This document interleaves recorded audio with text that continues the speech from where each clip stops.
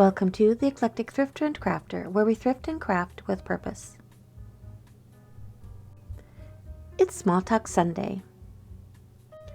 Well, hello. It's been a while since we've had a Smalltalk Sunday, but today we are going to make diamond paned windows. These are going to be for my build, and I'm going to need about 47 of these. I think they turned out very well. So we're going to get started, and I'm going to show you how I made them. I began by saving up all of these little baked good boxes. These are from the bottoms of the boxes. They only have the rib going one direction, so I chose to just use a single layer, and I'm going to create the diamond pattern with quilling paper. This was the thinnest that I could find available at the time. So I'm going to have to cut it right down the middle. To attach the quilling paper to the plastic base, I'm going to be using Mod Podge. We're also going to use it in one of the final steps of this project. This quilling paper comes in roughly about an 18-inch length. I'm going to be cutting it right down the middle. When I'm working on something, I do like to have all my pieces cut or set aside ahead of time. It just saves so much time in this process. So while I'm cutting up some strips and showing you what I'm doing, I'll let you know what's going on with the build. These are the windows for the build. And as I shared, there are 40+ windows. I do not have them all framed in yet, but it's all in a process, and I have not installed them yet because I did make some executive decisions along the way, especially in the last few days. From an artist's perspective, since I'm looking at it as a sculpture, I am treating it a lot like I would have treated one of my projects years ago.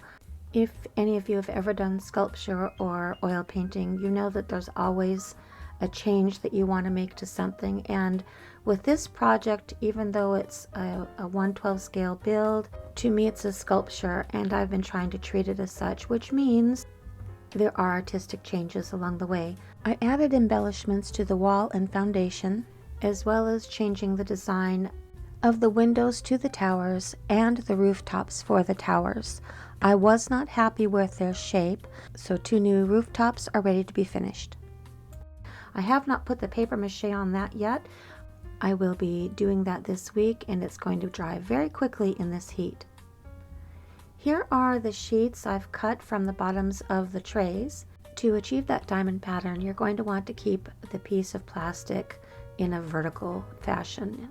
Do not put it on its side. You will not have the diamond effect if you do that. I'll be using my handy paper cutter to cut the plastic. And there's just enough plastic in the bottom of the tray to make 2 windows. We don't have a lot of these baked goods at our house, and so I saved up for months and months for just enough to make the windows I need for the build.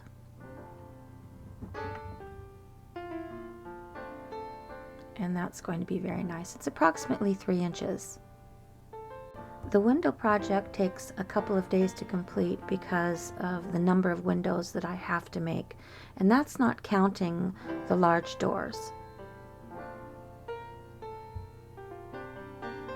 So this process has been a learning experience, and it's been very interesting. I'm hoping to have the doors completely hung at the end of the month. I did make another executive decision, and that was in the last couple of days. I was not happy with the color of the build, so I'll show you at the end of this video what I decided to do. So what you're going to do is you're just going to run the quilling paper through the Mod Podge, lay it on the rib. That is going to give you a nice straight line for this half of the diamond pattern.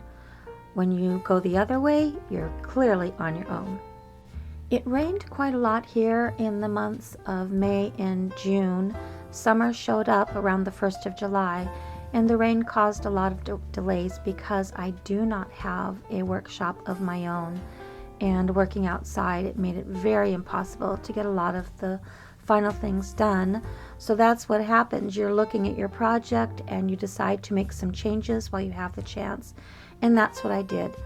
I had hoped for a kind of a mini reveal at the end of July as a Christmas in July, but because I made a couple of executive decisions this week, I still might have an update for you at the end of July. The house will actually be set up in the dining room again. The doors will be hung, but I'm going to do the rooms one at a time starting in August, because there was an incident in the driveway at the beginning of summer. I went to freshen up the paint on the kitchen. While the paint was drying, my husband decided to blow the dust and leaves off the driveway. So you can imagine what happened to the little kitchen. I had to resand it, and I took that opportunity to make a few adjustments on it. It is finished. The library is finished to the point where it's time to start putting the railing on the upper level, as well as the spiral staircase. So those are projects that are going to start in August, as well as the center stairwells in the main part of the house. I decided I'm just not going to rush myself with all the weather delays that I've had. It's just been kind of stressful. I'm not in a competition with anybody except myself. I'm using a small pair of sewing scissors to trim the edges, because if you leave them too long, they're going to stick to the surface that you're working on, which makes it difficult to move the window when you're done.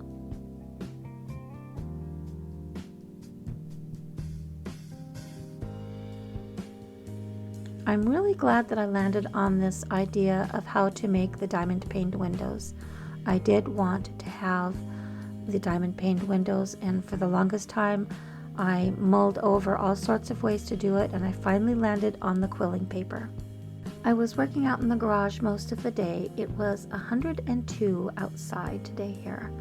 I do have a fan, and what I was doing is priming the doors before I bring them into the house. I'm going to work on them over the next week because I made the decision to change the color. I wasn't happy with the layering that I had done up until this point. My problem was solved because I watched a video that a gentleman who primarily works in small sets for projects such as for gaming pieces, Dungeons and Dragons, so the color on the stonework is going to change.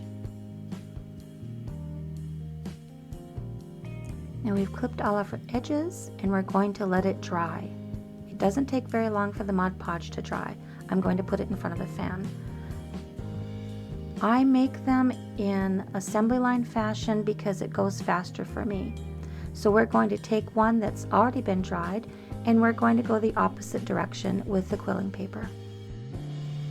During the rainy season in May and June, I did complete most all of my small projects for the craft fairs, and I've been focusing primarily on the adjustments and changes that I decided I wanted to make on my build, because it is so close to being brought back into the house and getting the doors done. If I didn't make those changes and adjustments now, there's no going back. So what you're going to see today is the stage that I am now. I am so close to getting it in the house and on the dining table. Hopefully my goal is still at the end of the month. It might be in 1 or 2 days. It might sneak into August, but I think it's going to be in the house and on the dining table at the end of the month. And then we can start completing one room at a time. See how your diamond pattern is forming. I'm not going to be particular if the diamonds aren't absolutely perfect. I can't possibly make them perfect, but for an amateur miniaturist, I think this is pretty good. The one thing I will say is the paper absorbs the Mod Podge and it starts to dry very quickly. If you do make a mistake, it does pull up and it will leave some paper on your base. So try and make that adjustment before it really starts to set. It's harder to clean off when you've already created one half of the diamond. When I have finished framing in my windows, I am going to color in some of the diamonds because some of the antique diamond paned windows do have some stained glass diamonds in them. So I think I'm going to do that just to make the design a little interesting.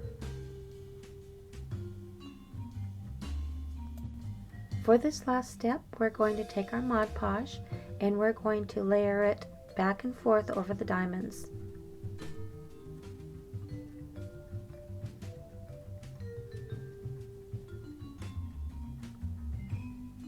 What this is going to do is it's going to give it a rippled effect like antique glass. And now your window is complete. I think this would be wonderful if you have a talent for cutting silhouettes to make a window that is in the shape of a spider web. That would be something I would be interested in doing. I'm going to give that a try. But we do have our diamond paned windows. It may be difficult to see on film, but I'm going to show you with a tea light the difference in the window with the Mod Podge and without the Mod Podge. So we're going to shut off the light and we're going to take a look. This window is without the Mod Podge as the final step.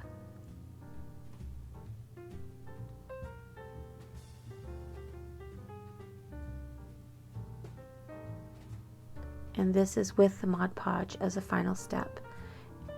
It may be hard to see, but to me it gives it that antique rippled glass look. So I'm very happy with it. Well, I have 20 made so far. I only have 27 or so more to go. And I still have to make the French doors. Now let's head out to the garage and I will share with you my executive decision that I made this weekend. These are the sections I primed just this morning. These are the doors for the exhibit room, the servants' quarters, and attic. They need a second coat of prime. These are the sections where I've added embellishments as well as windows, and they will be primed tomorrow. These are the tower windows I decided to divide. Well, thank you so much for joining me today. I hope you've enjoyed our little project and our little update. Please like and subscribe. Share my thrifting and crafting channel with your thrifting and crafting friends. I welcome your thoughts and ideas in the comments below. Check us out on Instagram and tap that notification button for upcoming announcements of thrifts and crafts. But most of all, have a lovely, lovely day.